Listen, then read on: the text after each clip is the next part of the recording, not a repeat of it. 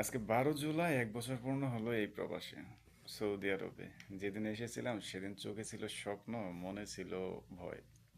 পরিবর্তন তো হয়েছে অনেক। ভাঙা স্বপ্ন, একা রাত্রি, ক্লান্ত সকাল।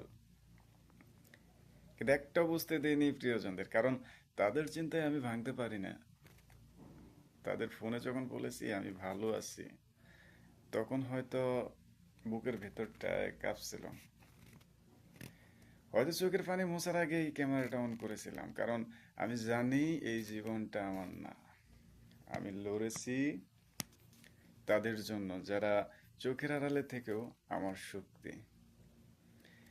প্রতিদিন ভেতরটায় ঘাম ঝরায়, কিন্তু বুকের ভেতরটা জমা বৃষ্টিকে কেউ দেখে না। জীবন তো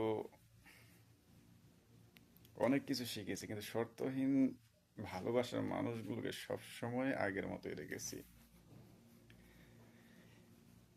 হ্যাঁ ভাই, আমি প্রবাসী।